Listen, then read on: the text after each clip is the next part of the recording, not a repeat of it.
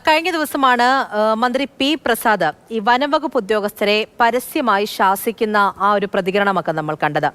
അങ്ങനെ ഒരു ശാസന വന്നതിന് പിന്നാലെ വളരെ വേഗത്തിൽ അങ്ങ് നടപടിയും ഉണ്ടായിട്ടുണ്ട്. ഈ മന്ത്രിയുടെ പരസ്യ ശാസനയ്ക്ക് പിന്നാലെ പന്നി ആക്രമിച്ച കർഷകർക്ക് നഷ്ടപരിഹാര തുക ലഭിച്ചു.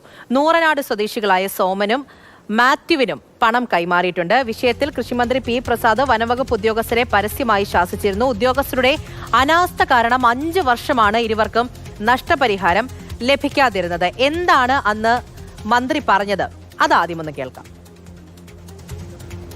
ബന്ധപ്പെട്ട് പരിശോധിച്ച ഡോക്ടറും വനംവകുപ്പിലെ ചില ഉദ്യോഗസ്ഥരുടെയും അങ്ങേയറ്റത്തെ നിരുത്തരവാദപരമായ സമീപനം കൊണ്ട് ഈ ആളുകൾക്ക് അവർക്ക് അർഹമായ സാമ്പത്തിക ആനുകൂല്യം ലഭ്യമാവാത്തൊരവസ്ഥയുണ്ട്.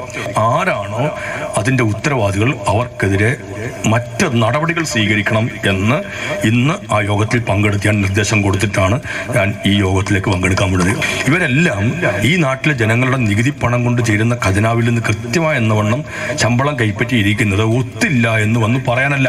ഉദ്യോഗത്തിന്റെ രംഗത്തേക്ക് കയറി കഴിയുമ്പോഴേക്കും ഞങ്ങളെല്ലാം ആയി കഴിഞ്ഞിരിക്കുന്നു, ഞങ്ങൾക്ക് ഇനി ആരും ഒന്നും പേടിക്കേണ്ടില്ല, കൃത്യമായ എന്നോണം ഞങ്ങൾക്കെല്ലാം ശമ്പളം കിട്ടും എന്നുള്ളൊരു ചിന്തയാണ് 2020 പന്നി കുത്തിയനക്കയും സോമനും ഷാജിക്കും ഇത് ആനുകൂല്യം കിട്ടുന്നതിനകത്ത് തടസ്സമായത്. രഘുനാഥ് നാരായണനാണ് വിവരങ്ങളുമായി ചേർന്നത്. Raghu, good morning. 5 വർഷമായിട്ട് ഈ ഉദ്യോഗസ്ഥരാരും തിരിഞ്ഞു പോലും നോക്കിയില്ല. കിട്ടേണ്ടത് മന്ത്രിയുടെ കയ്യിൽ നിന്ന് കിട്ടിയപ്പോൾ ഈ നടപടികൾ വേഗത്തിലാക്കാൻ ഉദ്യോഗസ്ഥർക്ക് അറിയാമല്ലേ?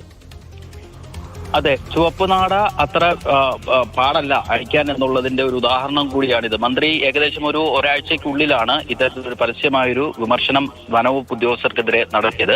ആലപ്പുഴ നൂറനാട് നടന്നൊരു പൊതുപരിപാടിക്കിടെയായിരുന്നു. മന്ത്രിയുടെ നാട് കൂടിയാണ് ആ നൂറനാട് എന്ന് പറയുന്നത്. അപ്പോൾ സ്വാഭാവികമായി തന്നെ മന്ത്രിക്ക് നിരന്തരം ലഭിക്കുന്ന പരാതി കൂടിയായിരുന്നു ഈ സോമന്റെയും മറ്റ് കർഷകന്റെയും. 5 വർഷം മുൻപാണ് ഇരുവരെയും പന്നി ആക്രമിച്ചത്. നഷ്ടപരിഹാരത്തിനായി അവർ പലതവണ അപേക്ഷ നൽകുകയും സർക്കാരിന്റെ ഭാഗത്ത് നിന്ന് അനുകൂലമായ ഒരു തീരുമാനം ഉണ്ടാവുകയും ചെയ്തു. പക്ഷേ വനംവകുപ്പിന്റെയും മറ്റു വകുപ്പുകളുടെയും ഭാഗത്ത് നിന്ന് വേണ്ട രീതിയിലുള്ള വേഗത്തിലുള്ള ഒരു നടപടി ഉണ്ടായില്ല. അതിന് പിന്നാലെയാണ് സഹികെട്ടായിരിക്കും ഒരുപക്ഷെ മന്ത്രി പരസ്യമായി ഉദ്യോഗസ്ഥരെ വിമർശിച്ചത്. അവർ രാജഭരണകാലത്തല്ല ജീവിക്കുന്നതെന്ന് ഓർക്കണമെന്നൊക്കെയുള്ള രൂക്ഷമായ ഭാഷയിലാണ് മന്ത്രി പൊതുയോഗത്തിൽ സംസാരിച്ചത്. എന്തായാലും അതിന് പിന്നാലെ ഇപ്പോൾ ഉത്തരവിറക്കിയിരിക്കുകയാണ്. 2 കർഷകർക്കും നഷ്ടപരിഹാരം അനുവദിച്ചുകൊണ്ട്.